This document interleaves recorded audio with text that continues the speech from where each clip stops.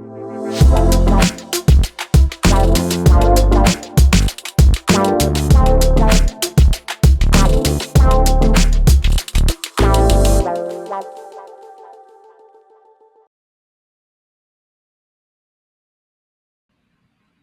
right, we are live in recording. Very warm welcome to everyone who's listening to this podcast. Super excited to welcome Ramki, who's joining us from Los Angeles today. Hey, Ramki. Um, Good to see you. Ramki Sankaranarayanan is founder, CEO, and president of Prime Focus Technologies, a very leading name, within our sector. Has been on a growth trajectory and has also registered a lot of organic and inorganic growth in the last few years. And today one of the things that we'll actually cover is the journey so far, and also some of the very new and exciting initiatives that Ramki is leading, specifically relating to Gen AI and a host of other supply chain solutions that the group is stitching up. So Ramki, a very warm welcome again. Welcome to Vitrina.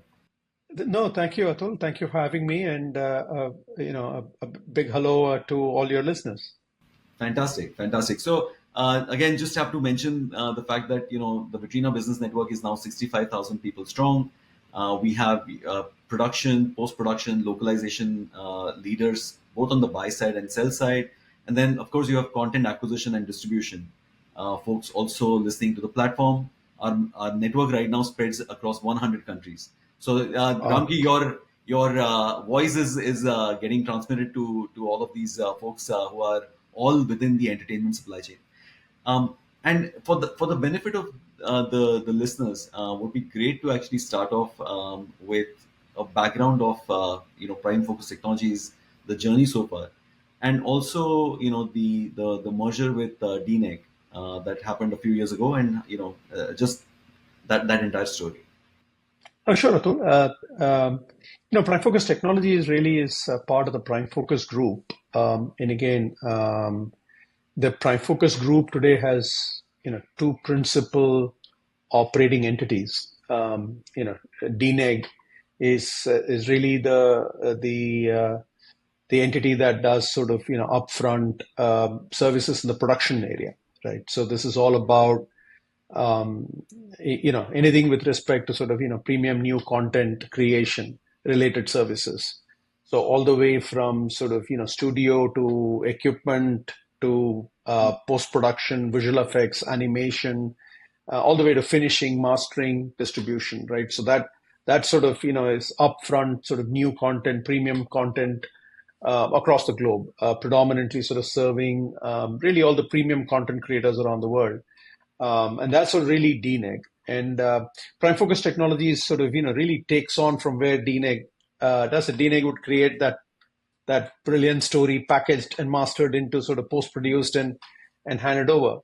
And Prime Focus Technologies comes in and sort of takes it and all the way to sort of making sure that it's that particular content sort of reaches every single part of the world and consumer that the customer sort of is interested in distributing that content to. And so it's a lot of downstream supply chain sort of if you will services, and that's sort of really how you see that sort of that play of DNEG and PFT combining that within the end-to-end value chain, content value chain, all the way from sort of creation to consumption. We are suppliers to kind of enable customers to sort of really do that part.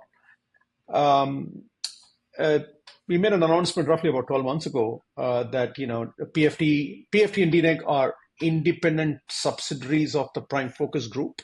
Right. And the Prime Focus Group is a public stock company listed in the Indian stock exchanges.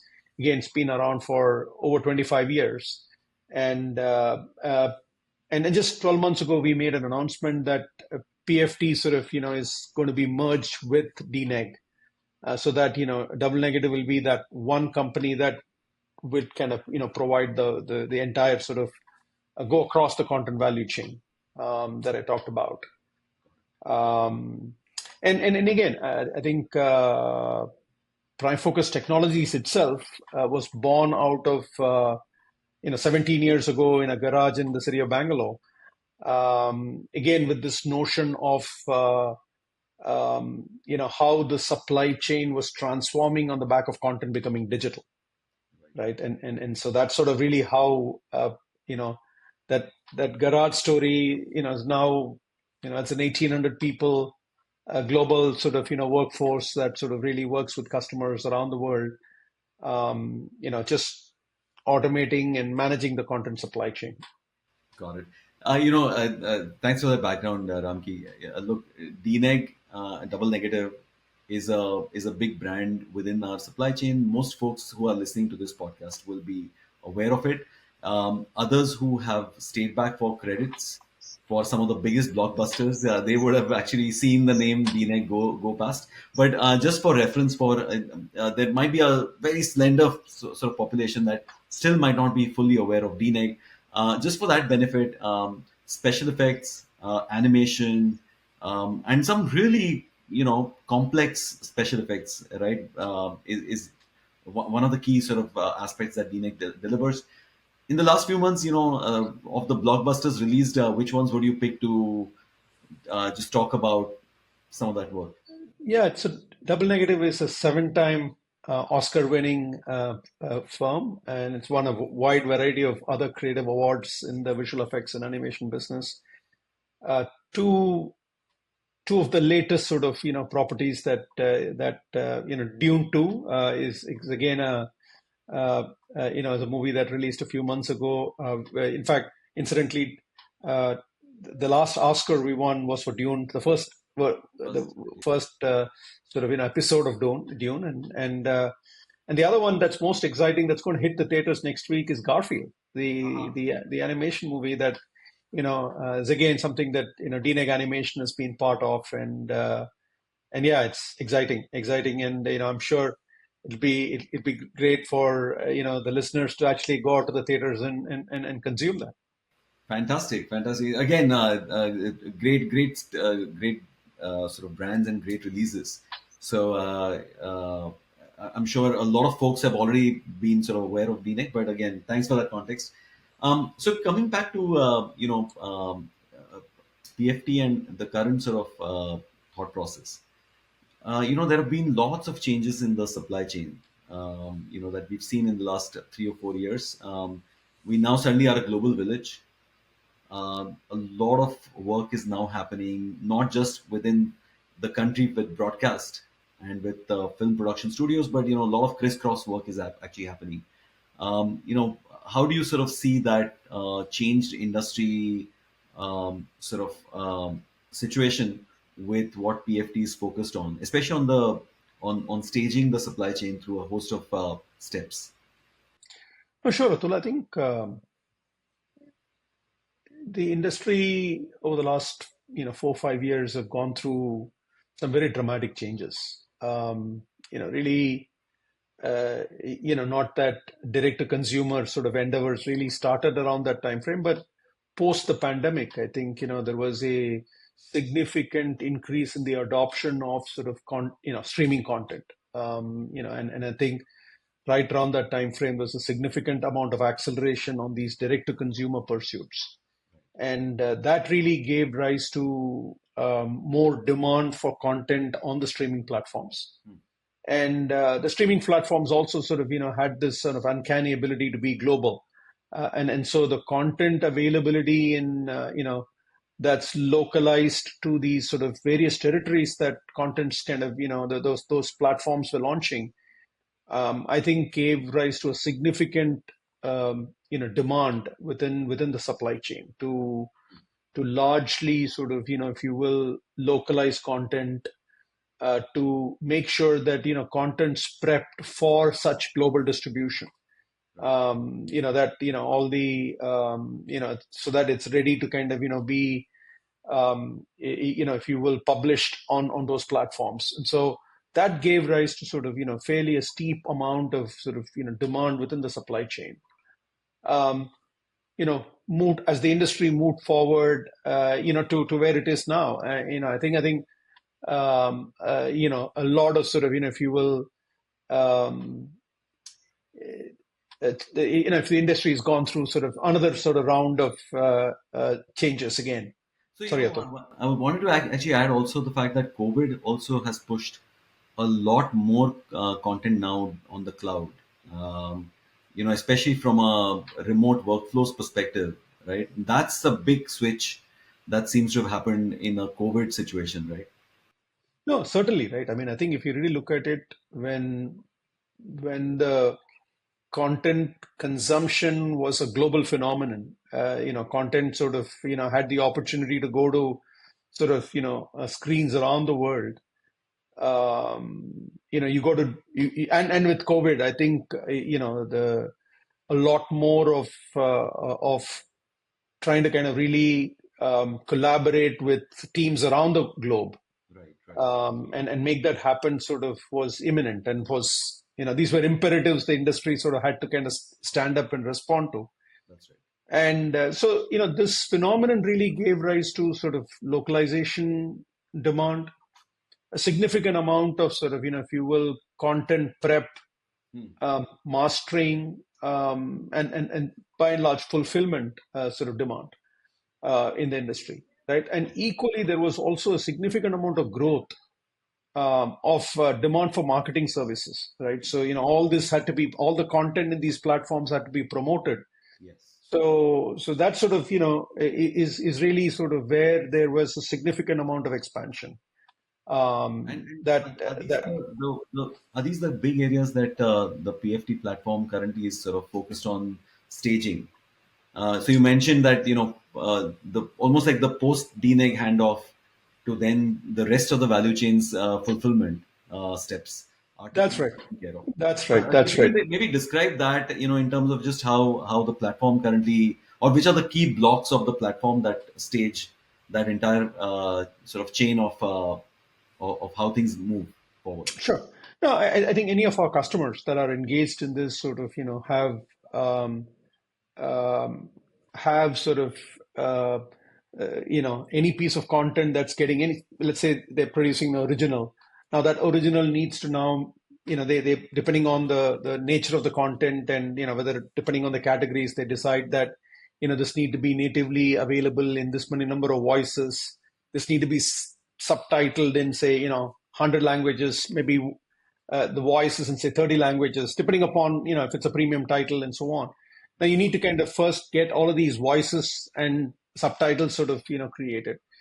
But prior to that, you also are kind of making sure that the content, if depending on the type of content, you're also sort of making sure that, whatsoever self-regulation that you inflicted to the content, so that it is airworthy, audience worthy. The content sort of also goes through some compliance assessments and so on, and then all of these come together and they need to be mastered. Right. That you need to kind of assemble all these sort of audio, video, text elements, and they need to be sort of prepped to create those packages that will be sort of ready to be published.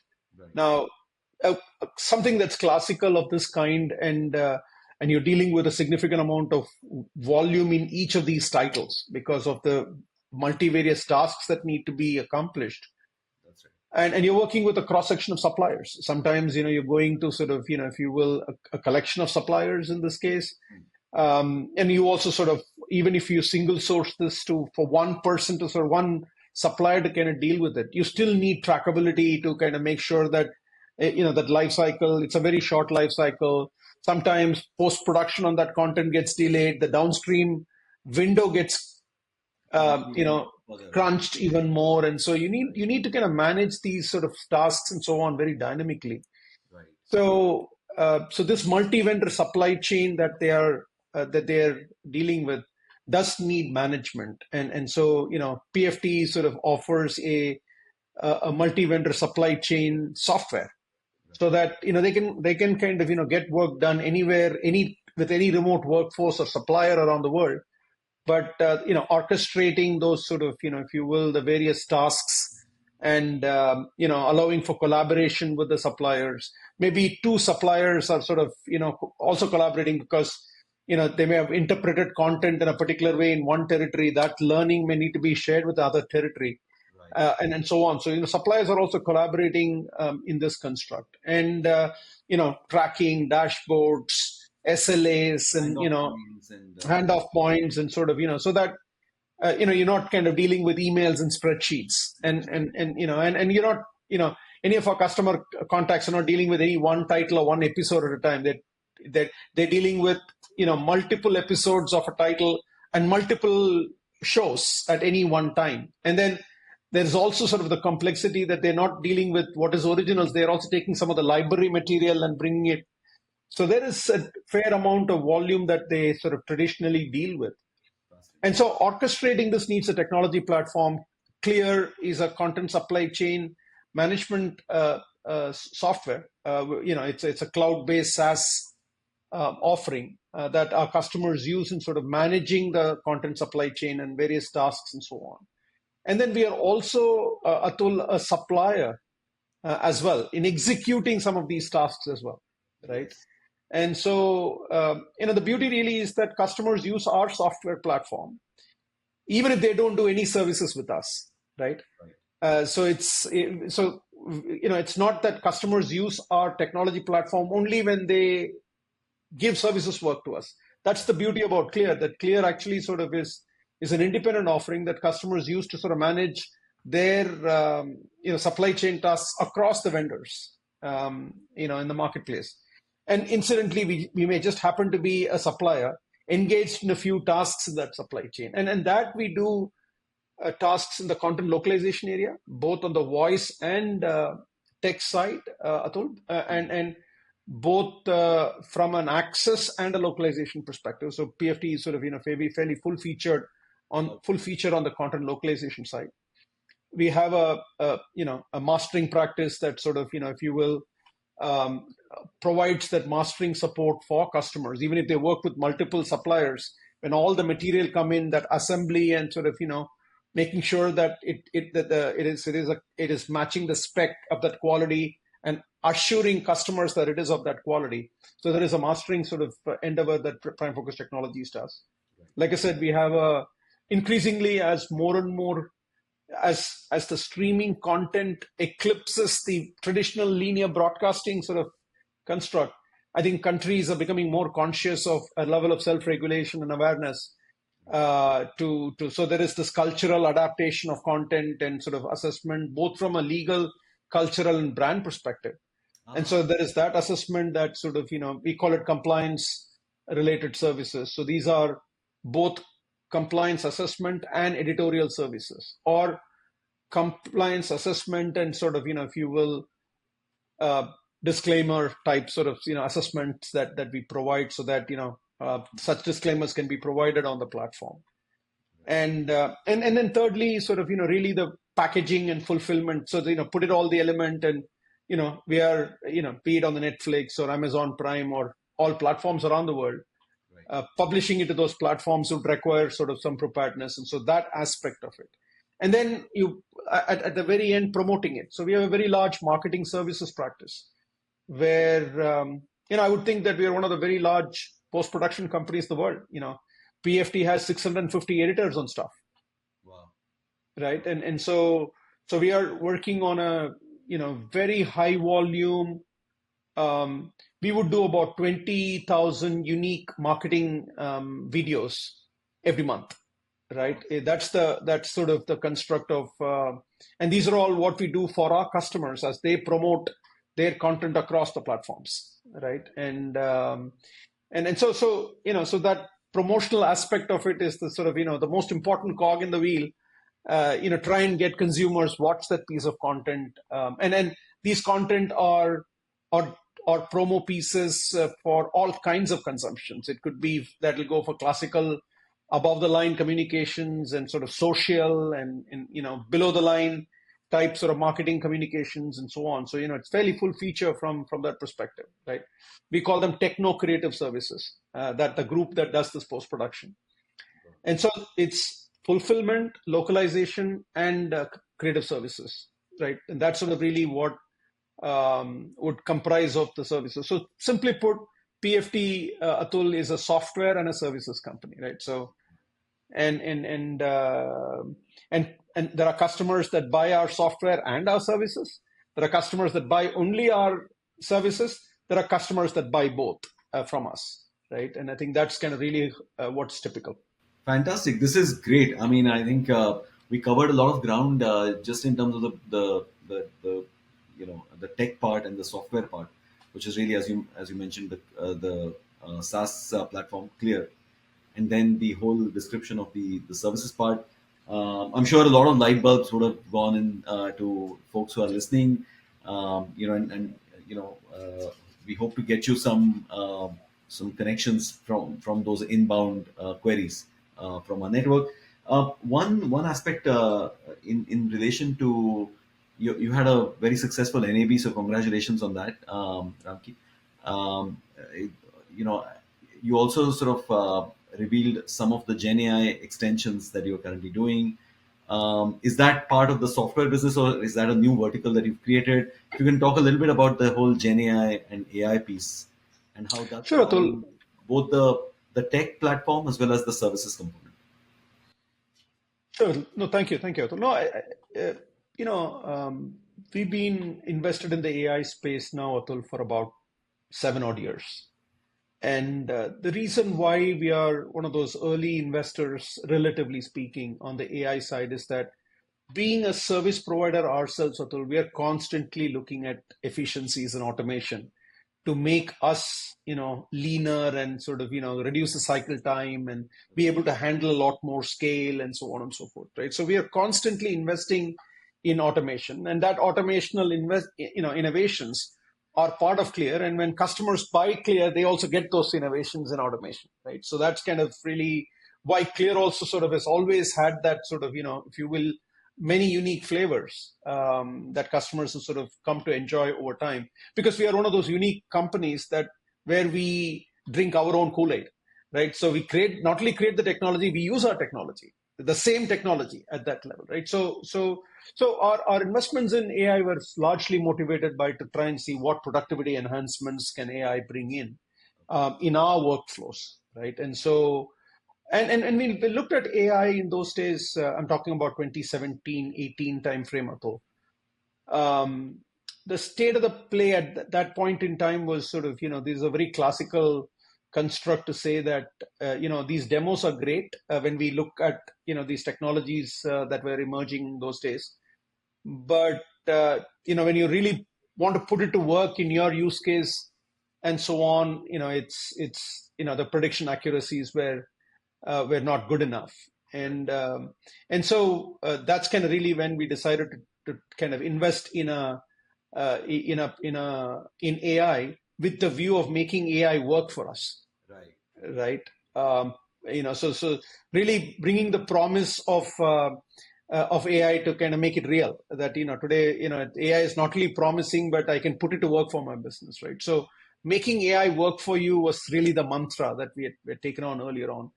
And so, and I think our investments have kind of really panned out very well. We've been multimodal, Atul, right from day one, right? And multimodal was not sort of just that more recent generative AI engines are the only ones that are multimodal. We have a unique patent called Machine Wisdom. It's a multimodal patent to look at signals from picture, sound, text, graphics, and sort of those elements coming in when you're making inferences about what's happening or the understanding of the video has been multimodal right from day one. And that patent sort of really that manifested in a platform. We also took a platform approach, Atul, that we basically said, look, if somebody else is doing a good job, we should embrace it. We shouldn't reinvent the wheel.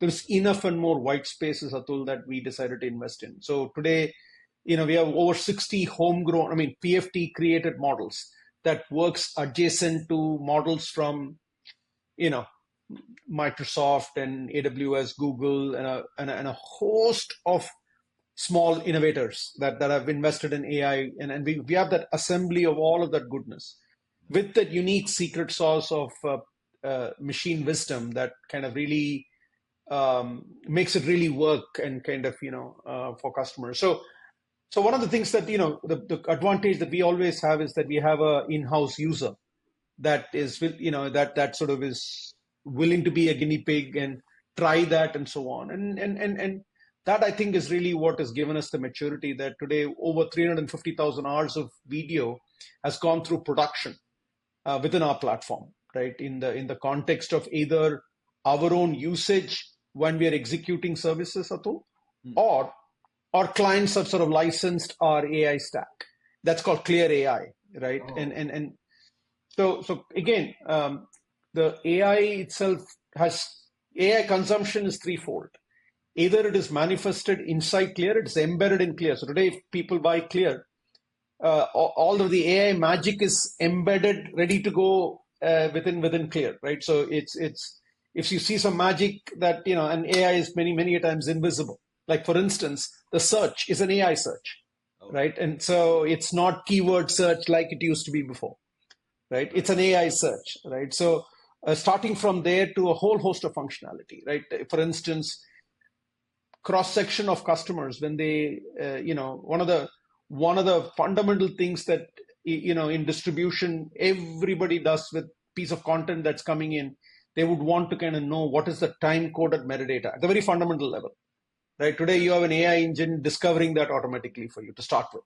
And starting from there to kind of, if you will, creating and not just sort of descriptive metadata about the content and a whole host of sort of, interventions for localization. Again, we are early adopters of AI in the localization space and persisted with co-pilot approaches. To kind of, if you will, extract efficiencies in our localization workflows, right? And likewise in our fulfillment work that we do, a cross section of AI interventions, right? And we talked about the crazy demand for fulfillment services, Atul, when customers wanted a significant volume of content available on their SWOT platforms and so on. And a lot of our customers had, they took the master from the US and they had subtitles and dubs created in their global offices in Europe and others. And so, and all of these artifacts were not of this, so they had a 30 frame video, but they had a 25 frame subtitle, right? And so, normally, this would be a manual post-production process to align and retime the subtitles to kind of match the picture, right? And many other things. They had many, sometimes content was not very organized. They had many video references, and they had specific sort of subtitle references, and which subtitle would match which master. So there's lots of sort of classical supply chain work that used to be there. And our AI is the one that came in supremely handy, right? We had a customer, in A&E television, who had to kind of do such work for about in 9 months they had to kind of knock off 10,000 titles, right, from their library, right? And if we had done it using sort of conventional route, I'm not sure we would have been able to knock it off in that 9-month window. And even if we did, I would have required hundreds of editors to kind of accomplish that. Now, with AI in a co-pilot mode, we had 11 editors knocking this 10,000 titles off. Wow. And so again, this is sort of really the places where, I call it the content management area. The content management area was the one that a dramatic amount of, like, for instance, we have a video comparator, multi-frame rate video comparator engine, right? That was sort of the foundational sort of engine to kind of solve some of these conform related constructs. Then they had a lot of people took content to the cloud. They had multiple copies, and suddenly cloud costs went up. So there were deduplication services that our AI started to perform, right? And all of them want to sort of, then after the SWOT wave came the AWOT wave, and now the fast phenomenon. And in which case now you want ad markers for the content that you're publishing on these streaming platforms. And these ad markers had to then be not only created, but the sentiment around these ad markers need to be supplied. So it's not like where you can insert ads. You also need to provide sentiment around the spots that you're picking up these markers. That's right. So it's just not an ad marker. There is quite a bit of metadata that need to be supplied along with it. So yeah, if you look at it, a plethora of sort of, what I classically call content management related constructs. Then you had, in the content, if you will, another phenomenon that we've seen over the last several years is that, social media is just not for marketing the content alone, right? And social media is also now becoming a relatively viable revenue source for our customers, Okay. right? In monetization in YouTube, Facebook, and such. Right. So there is a distinctive sort of groups within our customers that are engaged in social monetization of content. And so the social monetization is not just only sort of publishing the the movies or the episodic assets, right? And many of our customers don't do it because they would actually want to kind of get consumers come and watch it in those subscription platforms, and yet they would want to kind of create sort of scene lifts and sort of if you will, other interesting forms of engaging audiences with the cast and with the celebrities and with the story and whatnot, right? So there is a significant increase in demand for the new content creation from existing content.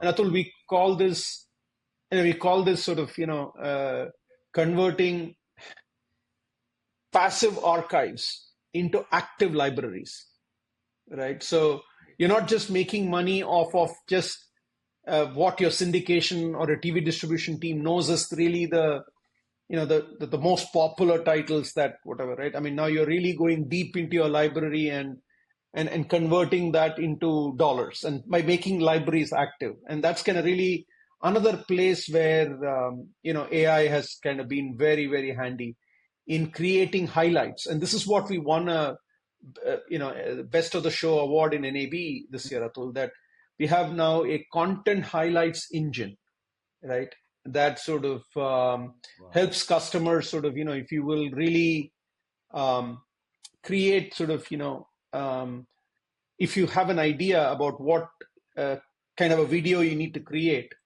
right. Your ability to kind of create that video, with automation, right? And so that sort of is now you're creating a highlight. So it's not a clip. Right. It could be sort of a clip which comprises of many clips, but that many clips, searching that is basically where customers spend hours and hours. AI sort of just compresses that into sort of seconds, as opposed to hours, right? And hence significant, again, if you will, innovation to be able to create these new forms of content for new forms of monetization, right? And so yeah, so if you will, AI has really been the 7-8 years has been a very, very good progress that we've made. Of course, you talked about generative AI, Atul, and I think that's sort of really the most fascinating thing that's happened over the last 12 to 18 months. And I think that's fundamentally sort of also increased the capability of what we can do with AI, and I think it's a fascinating time that we are in about the potential that generative AI has and what it can do to the industry at large. That's right. That's right. No, there are lots of aspects that you talked about where I can straight away see, present use cases. I mean, the one that you talked about was the ad insertion, where to place the ad, as well as the sentiment analysis relating to what is the context, right? Especially with AVOD, fast channels, there are lots of folks that want to actually get that intel about the content that they own or that they've licensed very quickly, right?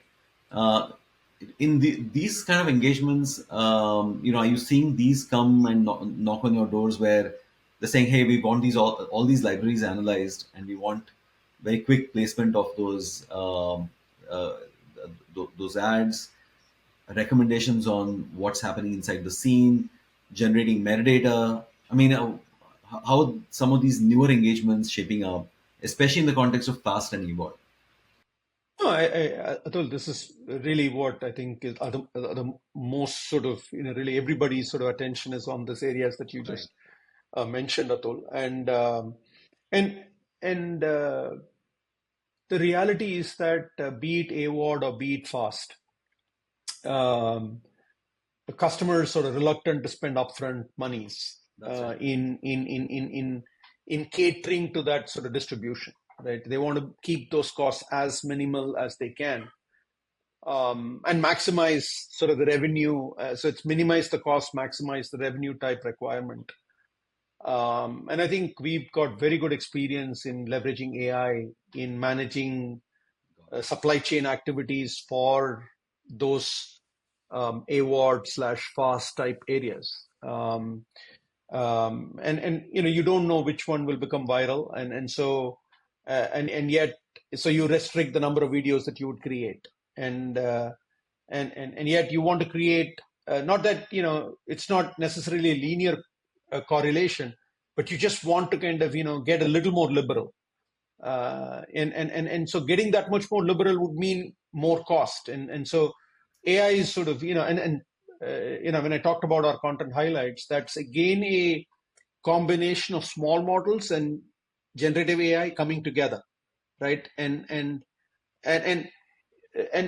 it's more than. So, Ramki, just on the content highlights piece, um, we have entertainment. There's of course sports that again you have some exposure to, and then you've got a host of other factual entertainment that is unscripted, right? Um, are you sort of applying some of these solutions across the board with all three? Because live entertainment and sports will be very different, I'm guessing, from a workflow perspective, right? Yeah, no, it's a developing space, Atul. We are kind of, if you will, um, coming at it multiple sides, right? I mean, um, live is of interest, without a question. But what is also of interest is, what do I kind of go back, and what can I do? Simple things. When you say live and stuff like that, how do I very quickly look at the life within the news sector or sports sector, right? There is umpteen amount of press conferences that are held. Right. Today, for you to just chop up press conferences, clip it, provide the synopsis of it, provide a nice little title which is reflective of what topic is being discussed, and publish those clips out, right? And some of these, I'm talking about a very, very simple use case, right? Two more kind of complex use cases where it's far more nuanced in terms of understanding of what is creatively happening, and you need to still capture those nuances and so on. So I think there are enough and more representative samples of what it is, and this will only sort of this will just explode in terms of the possibilities. And it's also about, because of the generative AI capabilities, first 6-7 years, the AI space was give me metadata, right? Right. I think if what I see with generative AI, it's more about outcomes, right? It's how do you kind of deliver outcomes with the data, right? And because I have a better comprehension ability in generative AI space, how can I understand the underlying data and solve for outcomes, right? And so search, for instance, I think I is want to ask is you, right? is gone through a discontinuous sort of if you will change in terms of just the ability to search, and then within the content highlights space, we have Atul, we call it a sort of a base camp, mid summit evolution of content highlights. Okay. And the base camp is powered by search, where humans are searching, and they're getting clips in seconds rather than hours, right? And that's the base camp, right? They will assemble it.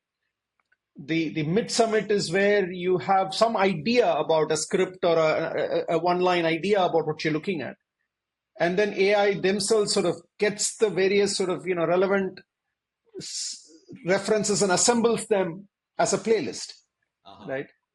And a summit would be where you will get a higher order of automation, where the storytelling itself will have multiple optionality, and it will give you different ways of telling the story, and it's a evolving space. But the beauty really is that generative AI and how we have this and that's what I talked about outcomes. It's not about, people are not asking me, okay, give me metadata has relevance, we'll supply them. But the idea really is that with this whole vectorizing, vector embedding that you see, it's it's a fascinating time for the industry to kind of really try the potential out here. Right. So I'm curious about some of your more recent conversations with customers, right? Is it saying, hey, we have this massive library and help us extract, clips for marketing purposes, or help us extract, essentially scenes for, creating new set of shorter content or short form content. Are these the more prevalent conversations that you're having? I mean, give us a flavor of recent conversations and where folks want very quick fix solutions. No, I'll start from a very large sports body, right? And they are dipping into their archives. Again, they have a larger charter associated with making their archives active library. But within that, the capability that they're getting is their ability to create new content to power premium experiences, right? So they have a subscription. They want to kind of create a new category of an even more premium subscription, and they want to give them exclusive content. And they're also extracting exclusive content being created, using AI, onto the hands of sort of consumers, right? That's a good example of what they're talking about.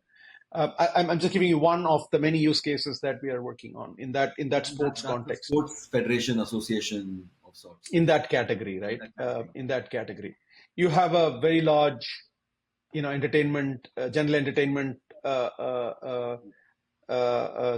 studio network, whatever that you classify as. They obviously have 200 300,000 hours of content in their library. Wow. Right?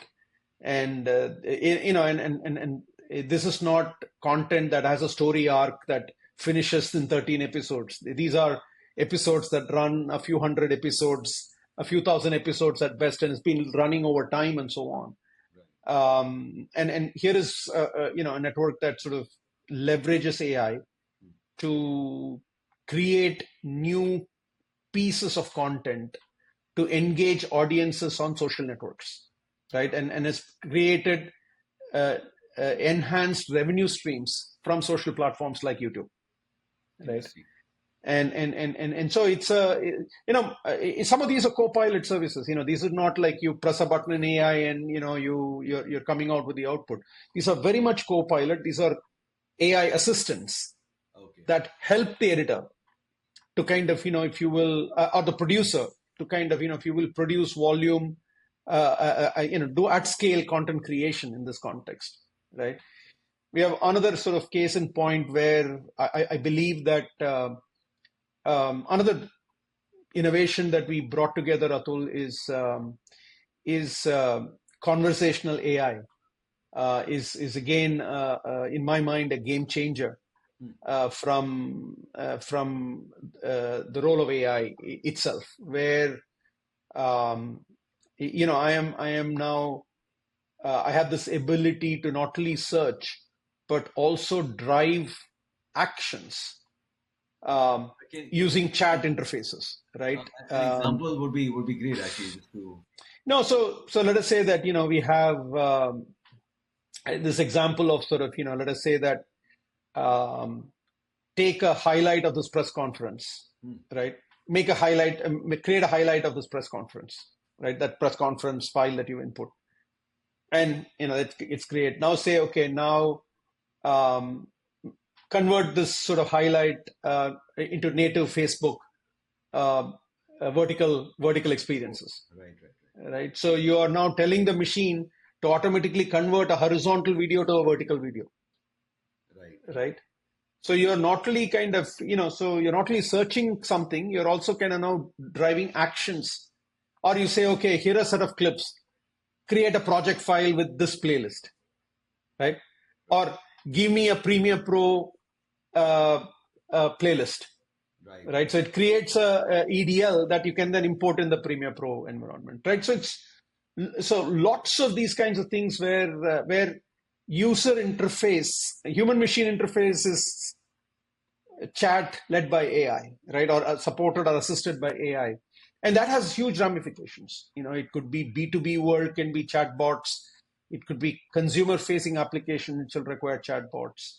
Yeah, this is future, but I'm just saying that, it's just so fascinating about what all you could kind of, if you will. So I'm fundamentally, if I were to summarize what we have been involved is, which is reimagining everything using an AI first lens got and it. saying, okay, this is what we did before. Okay, can I do it differently with the application of AI? And we are in the business of applying AI technology to specific end user business cases, right? And that manifestation, like I said, could be coming through the clear SaaS application. Right, The manifestation can be reflected in the goodness of the services we rendition to customers, right. or the goodness can be standalone AI technology that customers can license and integrate it into the tech stacks that they have. Got it, got it, got it. All those three aspects are they sound like embedded in the workflow itself. Looking I- at I- what's the right way to actually deliver it finally. Uh, Correct, yeah, correct, correct, correct, that's correct. And the reason why we offer that flexibility, Atul, to customers as well, um, is enterprise adoption, is organizational change management, right? Enterprise change management is a very big thing, right? I mean, if you look at enterprise software and enterprise software, the transformation, digital transformation that companies need to go through, where change management is a very, very key thing. That is huge in AI as well. AI is no different. In fact, we've, there's one thing that we've learned um, in the last 5-6 years when we put that AI to work as a co-pilot, Hmm. is sort of, as much as there is enough and more learning in developing the AI technology, there is equivalent or more learning in how to make this work with humans, Right, right? right, And then again, not dealing with the conventional refrain of humans being threatened, right, right? It is more about AI. Ultimately, humans are certifying that work, and they have to feel comfortable that with AI, when I'm certifying, I can stand behind that collective work. right, So it's more that there's going to be sort of, if you will, resistance, and that resistance to change is less about fear right, alone. It's more about, does it do it? I mean, it's very classical that our experiences, suddenly when you introduce it, they'll say, look, with AI, I'm taking more time than if I were to just knock it off myself, right, right, right? right. So that's a very default starting point. Now, That's how right. do you get that person from that starting point to accept that, no, this is actually making me smarter, right? It's sort of, it really allows me a lot more creative headspace and time to do more productive things, right? And for that transition to happen, there is a make believe process, and enterprises, there's a non trivial transformation, which is why we tell our customers that all three options are available, right? Right. That you want this packaged all ready to go in an enterprise software, you have that. No, give me this piece of technology, I will heavy lift and I will do it, no problem, that is available. Or many customers saying, look, this transformation business benefits accruing to me looks like a little ball, a long pole item. If you were to do it, can you give me that benefit like here and now? So we have a managed services or a services option there as well, right? Nice. So that flexibility, I think customers come to like the flexibility. Each of the customers have their preferences. They have the flexibility to make the decision of what is right for them, but we provide the optionality to customers. Got it. Got it. Fascinating. And look, I mean, again, we have different sized customers. Also, the play is also different between studios vis-a-vis networks and the streamers. And you cater to all different Yeah, varieties and sizes. absolutely. We cater to the biggest studio or the broadcast network to a budding YouTube creator. I mean, so we have that spread of customers that have relevance to sort of something that what we do is relevant That's right. to help them with some critical things of what they do. That's right. So, Ramki, that brings me to the last section really of our conversation relating to outlook and what are you hearing from the market? We've had a three or four pretty tough quarters, within the industry, especially with the strikes and the slowdown and budgets being constrained, so on and so forth. Um, During this particular phase, what are you hearing from different stakeholders, especially on the customer and client side? Is it for efficiencies? Is it for, hey, I've got a lot of archival content that I want to unlock the value from? Are you sort of looking at, efficiencies, cost control, or, exploitation of, IP that may not have been looked at so closely or so carefully? Atul, I think you're quite right. Whatever stress or sort of challenges that we've had over the last 4 to 6 quarters is real, and I don't see that sort of magically, you know, Going going away. away That's right. in that sense. Yeah. There is this. If there is one thing that's a common story that I hear, is that customers, have to, do more with less headcount, right? I mean, that's sort of very evident, as a very common thread that the businesses expect you to deliver more and more That's right. with reduced headcount that what you had before. And so sort of this doing more with less is, I think, even more sort of, if you will, relevant today than it were, uh, you know, Right. uh, you know, about a year ago, right? Right. And so doing more would mean new possibilities, Right. right? And with less means you're looking at productivity enhancements. And I think in the initial periods, I thought that, and this needs to be seen, this last 4 to 6 quarters need to be seen in the backdrop of a huge business model change That's that right. our customers have already been sort of, been faced with, meaning, you know, everybody went into that discontinuity of saying SWOD and sort of, this huge original content that I need to kind of, get new subscribers, retain my subscribers on my WOD platforms and so on. And suddenly sort of, you thought that, look, this is whatever kind of reasons that these streaming businesses had. And then there was this rethink and say, okay, now I will go back to my.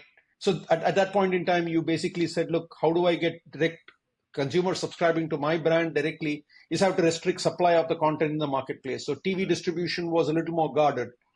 And now, when the SWOT kind of construct went in, then TV distribution came back into the force, like how, right? In order to compensate for revenue gaps that emerged, or the street expectations, and to meet the street expectations.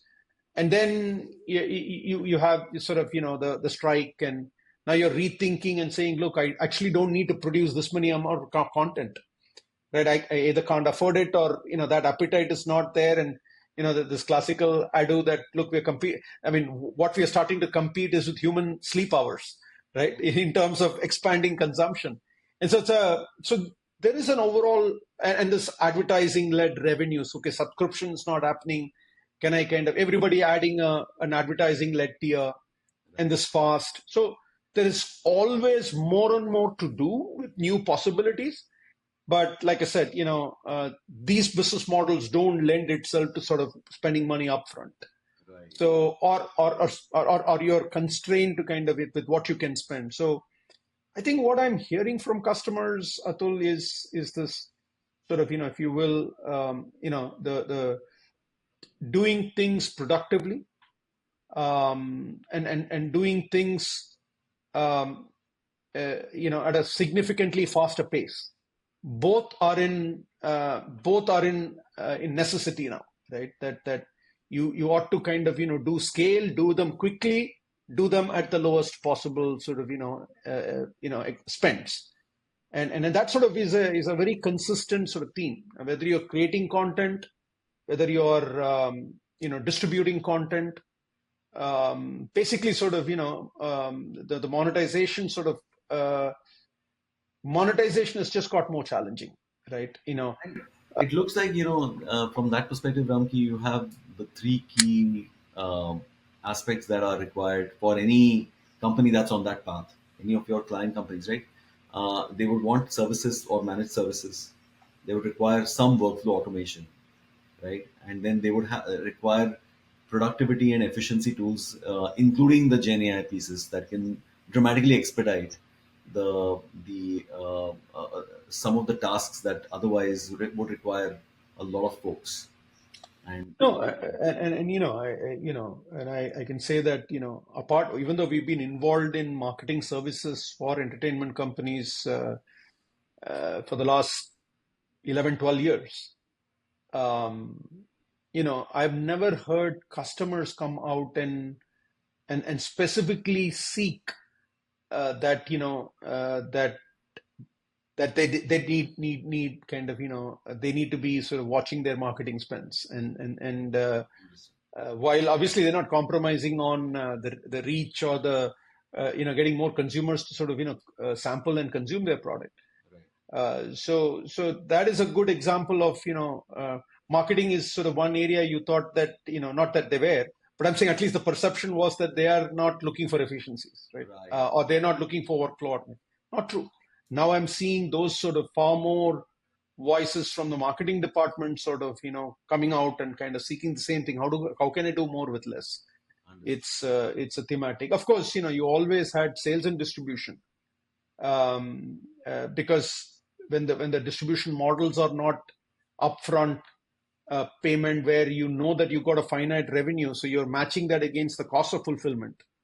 Now, if the revenue is variable led by consumption, whatever I spend, on that particular at an atomic level, if it is to that title or episode or whatever, yeah, I'm already down with the amount of, even if I've paid for the content and amortized the content in other ways, you straight away are whatever. So, Right, so, so and so and the other beauty really is that that's the beauty about these streaming businesses. You can start a broadcast channel with about 250, 300 hours of content. You can start, but you need 25 to 30,000 assets if you want to start a direct to consumer platform. So, in some sense, you also need more scale.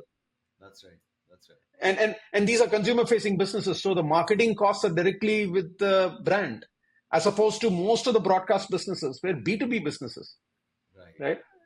Right, and so the theater is collecting the Ah, actual sort of yes, money, or a satellite or a cable TV provider is actually collecting the monthly subscription, that's right. right? Your customer is, you're getting either from advertisers, you're getting from cable companies, right? So you are predominantly a B2B company at that level, and That's right. and so suddenly when you have to be a B2C, marketing costs have suddenly kind of gone up, and so yeah, so like I said, it's again, what I'm saying is not new to the audiences, but That's your right. audiences, but I'm just saying that I'm seeing more of this come through, no matter which part of the world we are in. Correct, correct, So correct. It's actually, I mean, a global phenomenon. A lot of these models are changing, as we speak, and continue to change and evolve. That's right. Um, and even if it is visual effects for a big movie, right. customers' expectation is that they'll pay less and less with time, because they are minimizing the risk of their overall play, right? That's And because the market, I mean, markets are of that type today. There's no formula now. The formula that worked with these tentpole movies, and they exactly got the formula. Those tentpole movie formula has gotten tested now over the last 12 to 18 months. And so now they're saying, okay, I quite don't know whether I can apply the previous formula. Okay, I'm a player. I want to play. It's not like it's not attractive, but then I want to kind of manage my risks. That's right. Managing the risks means I want to minimize the cost that I would spend, Right. right? I would incur. That's right. So yeah, this sort of, the environment driven by the environment and the volatility in the short term, medium term volatility in the environment is Right. sort of really, I think, what's playing out. I mean, if you look at it, that's really the summary of what we see Right. in Right. the marketplace. But nothing to take away the optimism that we have for the future.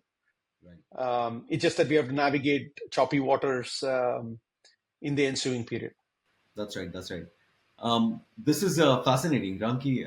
We covered a lot of ground today. I think just to summarize, some of the themes that I took out very excitedly is really the journey of the business, especially Prime Focus Technologies, and then Prime Focus Group, and then DNEG.